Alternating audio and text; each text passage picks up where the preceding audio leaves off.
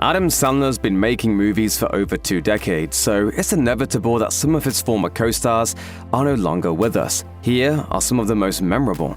One of Carl Weathers' most important roles, right alongside his appearances in the Rocky, Star Wars, and Predator franchises, was playing golf mentor Chubbs Peterson in Happy Gilmore. It not only introduced Weathers to a whole new audience, but allowed him to flex his underused comedy muscles he would later use to scene-stealing effect in his recurring role on Arrested Development. In fact, Weathers' impact as Chubbs was so great that he was among the first actors to reprise his role in a subsequent Sandler film, when the actor did a cameo as Chubbs in Heaven in Little Nicky. Unfortunately, Weathers not only didn't play Chubbs a third time for Happy Gilmore 2, he didn't live to see the finished movie. The actor died on February 1st, 2025, of natural causes at the age of 76. Here's to Chubbs, wherever he is. Chubbs did make it into Happy Gilmore 2. The sequel features several scenes of Weathers from the first film, making what is technically his final screen credit. After spending the 40-odd years of his career playing a variety of roles, the latter part of Darren McGavin's career was dominated by 2 high-profile patriarch characters. First, he played the grumpy, working-class dad in A Christmas Story. Then he went in the opposite direction as a mega-wealthy hotel magnate dad in Billy Madison. Granted, Brian Madison was pretty grumpy too, although with a man-child son like Billy, who wouldn't be? On February 25, 2006, McGavin died of heart disease. He was 83. In 2008, Sandler made Bedtime Stories, in which he played a man named Skeeter Bronson, who finds that the bedtime stories he tells his niece and nephew are coming true. That includes a story he tells about his boss, Barry Nottingham, played by Richard Griffiths, in which Barry becomes a king and promises Skeeter a promotion. When Skeeter and the kids become aware of Skeeter's power, chaos and hijinks ensue. Original, impressive, well done. Despite Bedtime Stories being a box office success, Griffiths was in the middle of something much bigger and more successful at the time, the Harry Potter film series, where he played Harry's cruel uncle, Vernon Dursley. He also appeared in noteworthy films like Naked Gun 2.5, Gandhi, and Hugo. Griffiths died in 2013 at age 65, following complications from heart surgery. In Anger Management, Sandler plays Dave Busnick, who lets just about everyone in his life walk all over him. On the rare occasion that he shows even the slightest hint of asserting himself, it always seems to end up with him standing in front of a judge who wants to put him in jail. I see you've managed to brutalize a cocktail waitress this time. I guess beating up stewardesses can get old after a while. Judge Brenda Daniels, played by Lynne Thigpen, is friends of famous therapist Buddy Rydell, who continually uses their history to get Dave out of legal trouble and back into his anger management program. If you fail to strictly adhere to the rules of his program, you will spend the next year in state prison. Sadly, Thigpen died in March 2003, weeks before the film was released, at age 53. Thigpen was also a principal cast member on the TV series The District at the time. Her character was killed off following the actor's death. 90s kids likely remember Thigpen as the chief on the educational game show Where in the World is Carmen Sandiego, which earned her 5 daytime Emmy nominations. She also appeared in the 1979 cult classic The Warriors, playing the DJ who served as the movie's narrator. When Little Nicky was released, late film critic Roger Ebert proclaimed it Sandler's best film up to that point. Unfortunately, it was also Sandler's first big flop. The film had a huge budget, was heavy on special effects, and just about every character was played either by an A-lister or a well-known character actor. Among the latter was Tommy Lister Jr., who played one of Nicky's bullying brothers. Lister had been appearing in movies, in addition to having a short-lived wrestling career since the 1980s. But it was after he played Debo in the comedy Friday that filmmakers started asking him to do more than just flex and snarl. The Fifth Element and The Dark Knight were among his more high-profile projects. Lister died in December 2020 of complications from heart disease and high blood pressure. He was 62. It seems like the harder Sandler's character in Anger Management tries to prove he doesn't have a violent temper, the more he makes it look like he does. Of course, we come to learn that Dr. Rydell is orchestrating all of it as part of his unorthodox treatment, but that probably doesn't make a bit of difference to the waitress who gets her nose broken while Dave tussles with a blind man at a bar. And although he's uncredited, that blind man was played by prolific character actor Harry Dean Stanton. While Anger Management was the only Sandler movie that Stanton appeared in, he played a role in the Rob Schneider vehicle The Animal, which was produced by Sandler's Happy Madison Productions. Those are just two of the more than 200 screen, film, and television credits that prolific Stanton has to his name. He was almost always a supporting character in movies like Alien, though he did get top billing in 1984's Paris, Texas, and 2017's Lucky. Lucky fell down! Let's not make a production out of it. Stanton was also a principal cast member in the first 4 seasons of HBO's Big Love. He made it all the way to 91 years old before passing away from heart failure in September 2017. In the 2000s, Sandler made a few high-profile remakes. First came Mr. Deeds, a remake of the 1936 Gary Cooper comedy Mr. Deeds Goes to Town. Then came The Longest Yard, a remake of the 1974 movie of the same name.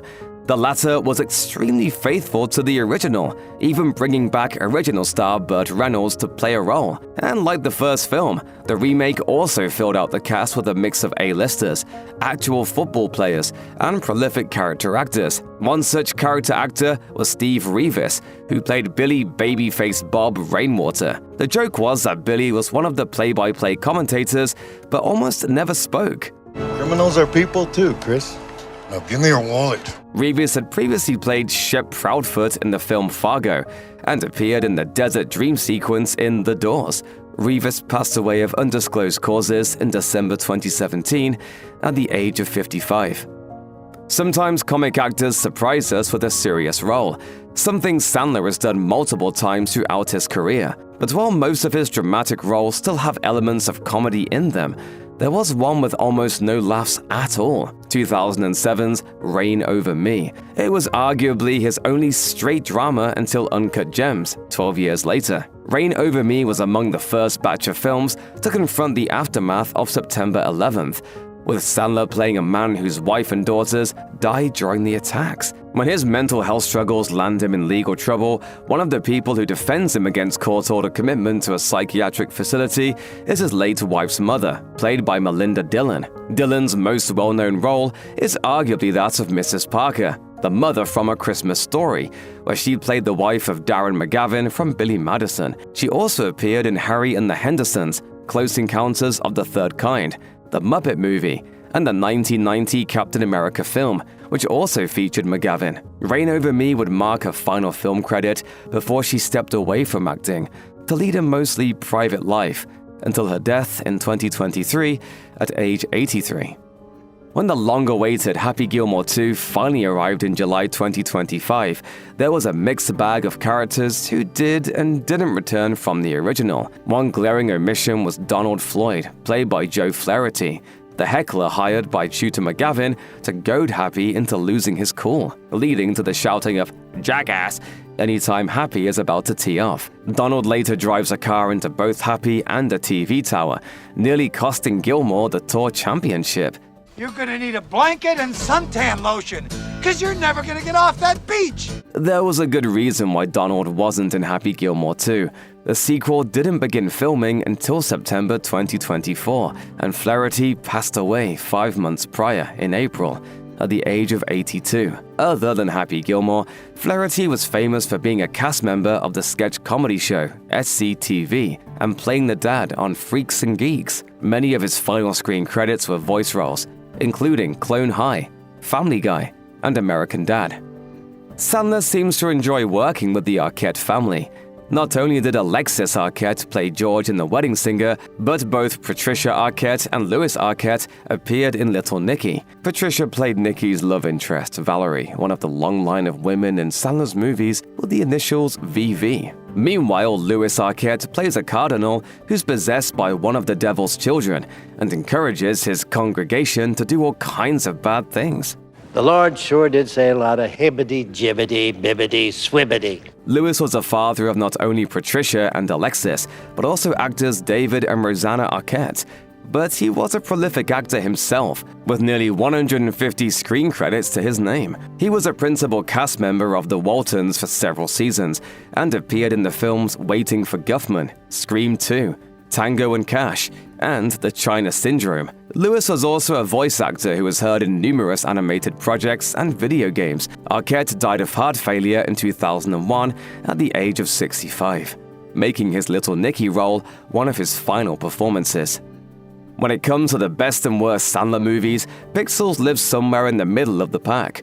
Despite being released in 2015, it's already often forgotten when discussing Sandler's filmography. It gets kind of lost in that limbo period between when his theatrical films were slowing down and his Netflix deal kicked in. It also doesn't help that all of the video game characters that come to life in the movie date back to the late 1970s and early 1980s, with several being part of franchises that have been inactive for decades at that point. Of course, Pac-Man is timeless and iconic, so much so that his actual creator, Toru Iwatani, appears as a named character in the movie. Pac-Man is not bad. I created him to bring joy to all the people of the world. They have brainwashed him! Obviously, it isn't the real Iwatani whose hand gets bitten off by his chomp-happy creation. The film version of Iwatani is played by actor Denis Akiyama. Akiyama previously appeared on screen in Resident Evil Afterlife, The Pacifier, and Johnny Mnemonic, but he was far more prolific as a voice actor. He was part of the cast of the original English dub of Sailor Moon and played multiple characters in X-Men the Animated Series. Akiyama died of cancer at age 66 in June 2018. Pixels was commonly mentioned in coverage of his passing, since it was his most recent high-profile role.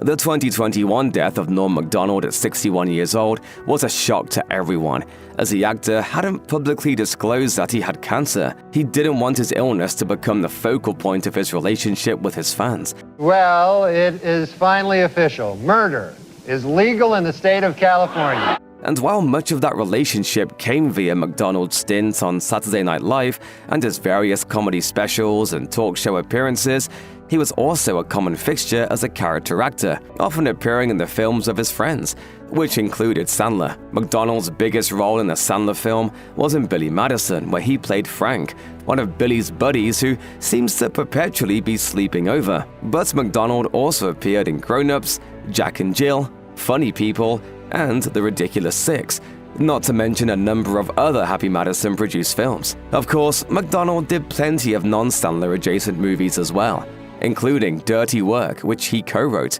Macdonald also starred in and co-created the sitcom The Norm Show, which ran for 3 seasons on ABC. At the time of his death, he was doing voice work on The Orville. His work on the show's 3rd season ended up being aired after his death. Although he's almost certainly best known as the notorious steel-toothed Bond villain Jaws from 1977's The Spy Who Loved Me and 1979's Moonraker, Richard Kiel made an unforgettable appearance alongside Sandler in Happy Gilmore. At 7 feet 2 inches, Kiel perfectly played the behemoth spectator in the gallery at Gilmore's tournaments. Despite his intimidating presence, Kiel's character added a great deal of comedy to the film by hilariously crossing paths with Gilmore's rival, Shooter McGavin, played by Christopher McDonald. Apparently, he and Sandler developed a great bond while on set. When Kiel passed away in September 2014, Sandler mourns the loss of his pal on Twitter, saying, "Richard Kiel was one of the nicest, funniest guys I've ever met. I'll never forget hanging out with him and how good he was to everyone." It is believed that the towering actor died of a heart attack, but TMZ also reported a death certificate indicating that he also had coronary artery disease. Regardless of the cause of his ultimate demise, Kiel will always be remembered as one of the greatest of Hollywood's giants. Ray Liotta's death in May 2022 rocked the world. The mega-talented actor, best known for playing protagonist Henry Hill in Martin Scorsese's 1990 gangster classic Goodfellas, passed away in his sleep while working on the upcoming movie Dangerous Waters. He was 67 years old, with a slew of movie credits and impressive awards, including an Emmy win for Outstanding Guest Star in a Drama Series, thanks to his work in ER. While Liotta's death is pretty common knowledge at this point, some fans might be surprised to learn that he actually starred in one of Adam Sandler's Netflix movies before he died. In 2020's Hubie Halloween, the Shades of Blue actor played Pete Landolfer, one of Hubie's many bullies. But he did love to laugh. Okay. And I know he would get a great chuckle out of this. Although Liotta's character in the flick was a major jerk, Sandler noted that he was a polar opposite in real life.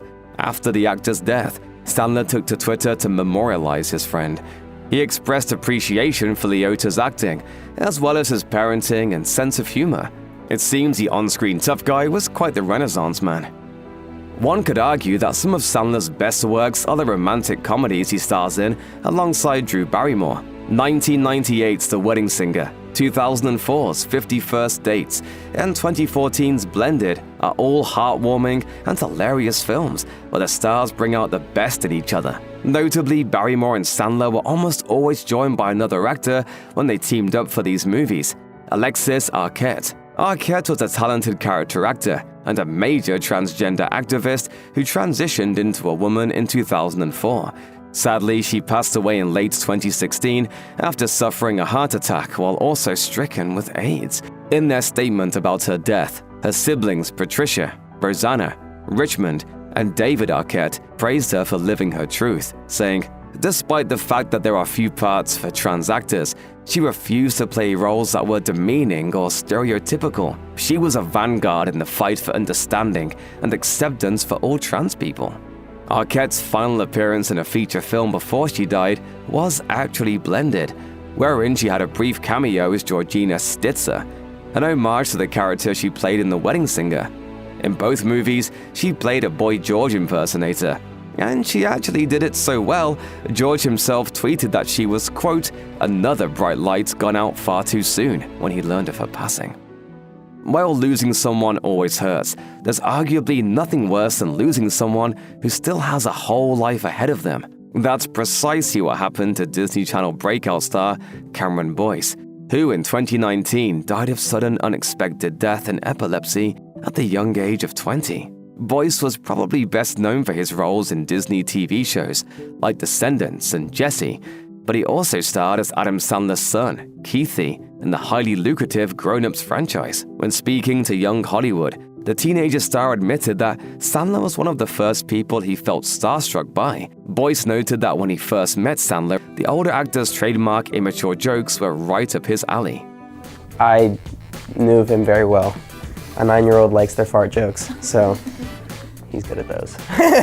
However, that bond clearly developed into something deeper, as a comedian took Boyce's passing incredibly hard. On social media, Sandler expressed how heartbroken he was that such a kind and talented young actor passed away so early into his career. Sandler even honored Boyce in the credits of Hubie Halloween. A few minutes after the film ends, a picture of the late actor appears on the screen, as well as a heartfelt tribute which reads, "You live on forever in our hearts and are truly missed every day."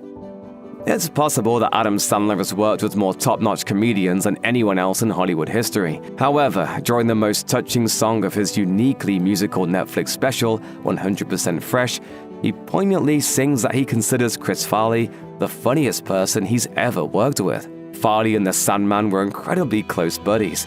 They came up together on Saturday Night Live in the early 1990s. Outside of countless hilarious SNL sketches, the duo co-starred together in Coneheads, Airheads, and Billy Madison. In Billy Madison, Farley absolutely steals every scene as a wildly unhinged bus driver, arguably providing some infamous lines than any other character in that movie. The man was truly a one-of-a-kind comedic talent. Everybody on? Good. Great! Grand! Wonderful! No yelling on the bus! Tragically, many comedy fans know that Farley's wild man personality came with great consequences. He was found dead in his apartment due to an accidental drug overdose. He was only 33 years old. 1999's Big Daddy has one of the most tear-jerking scenes in any Adam Sandler movie. In the film, it's established that Sandler's character, Sonny, has an estranged relationship with his father, played by Oscar-nominated screenwriter and actor Joseph Bologna. The character's relationship is tested when, during a hearing to establish whether or not Sonny was a good father to his adopted son, Julian, he asked his dad to question him. It's a truly powerful scene that still tugs on the heartstrings of many fathers and sons today. While Big Daddy was Bologna's only appearance in a Sandler flick, it was most definitely a memorable one. So much so that when Bologna passed away in 2017, many people celebrated the role specifically, despite the fact that he'd been starring in TV shows and movies since 1971. According to The Hollywood Reporter, Bologna died from pancreatic cancer at the age of 82.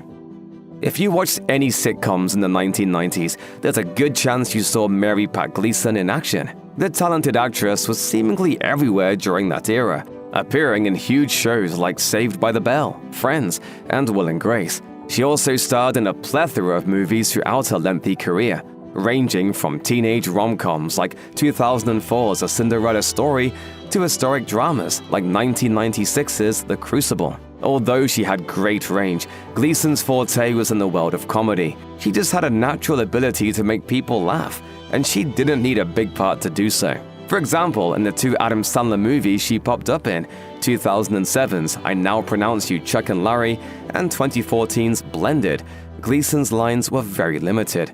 However, she still contributed to some of the film's biggest laughs. Good morning, Uncle Chuck. What's doing, guys? Good morning, Teresa. Great morning. Unknown to most, Gleason did most of her later acting after being diagnosed with cancer, and she ultimately succumbed to it in June 2020, joining a slew of other actors and actresses that we lost that year. In a statement, her manager confirmed that she was an incredibly tough woman, fighting through her pain to finish out her roles in Mom and The Blacklist. She is most certainly missed.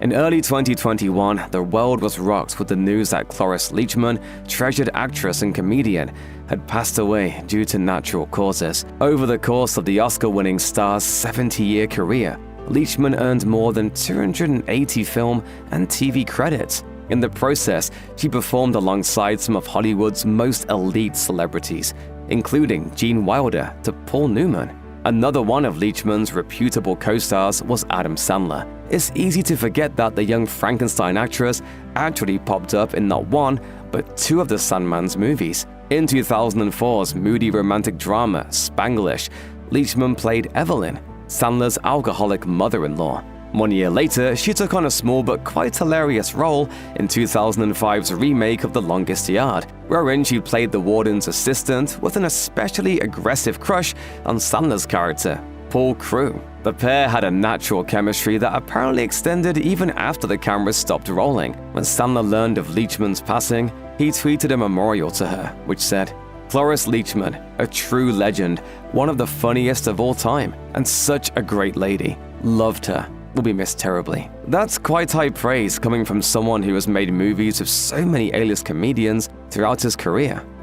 Although she's likely best known for playing sassy housekeeper Berta in over 200 episodes of 2.5 Men, Conchata Ferrell starred in loads of popular movies and TV shows throughout her decades-long acting career. Her filmography boasts credits from popular shows like LA Law, Buffy the Vampire Slayer, and Grace and Frankie, and she was even nominated for Emmy Awards on 3 separate occasions. She also starred as the no-nonsense Jan alongside Adam Sandler in 2002's quirky comedy Mr. Deeds. Ferrell's great run all came to an end in October 2020, however, when she passed away from medical complications at the age of 77 following a cardiac arrest.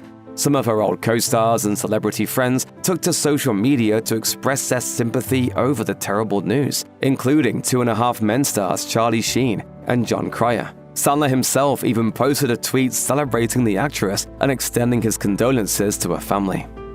One of Adam Sandler's many talents is his ability to seamlessly combine laughs and sports. With films like Happy Gilmore and The Longest Yard, the Sandman has been responsible for helping create some of the most memorable sports comedies of all time. However, his most quotable sports movie was easily 1998's timeless classic, The Waterboy. Sandler stars as good-hearted mama's boy Bobby Boucher, an oft-bullied water boy for the University of Louisiana football team. After he's fired from UL, Bobby's given a second chance by Coach Klein, played by Henry Winkler, and his South Central Louisiana State University Mud Dogs, where he learns that his place on the gridiron is actually on the field. Sadly, some members of the iconic cast are no longer with us. Jerry Reed, who perfectly captured Coach Klein's fiercely competitive nemesis, Red Ballew, passed away in 2008 due to emphysema, a dangerous lung condition. Reed was not only a talented actor starring as Cletus Snow in 3 Smokey and the Bandit films, but also a chart-topping country music star. During his music career, he took home 3 Grammy Awards and was even inducted into the Country Music Hall of Fame in 2017. Talk about an impressive legacy to leave behind. You might not know it from his small role as a frequently intoxicated Mr. Halehi in Big Daddy, but Edmund Lyndeck was once a big-time Broadway star. He was actually the very first actor to bring the evil Judge Turpin to life in Stephen Sondheim's timeless revenge musical, Sweeney Todd, the Demon Barber of Fleet Street. He went on to star in several other plays during his time on stage.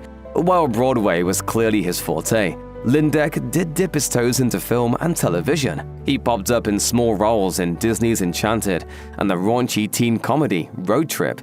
He also appeared in a few TV shows, including an episode of Law & Order Special Victim Unit. Notably, Big Daddy wasn't the only time he collaborated with Sandler. Nearly a decade later, Lyndeck also made a cameo in 2008's You Don't Mess with the Zohan. According to Playbill, Lyndeck passed away on December 14, 2015, at the age of 90, though the cause of death was not specified.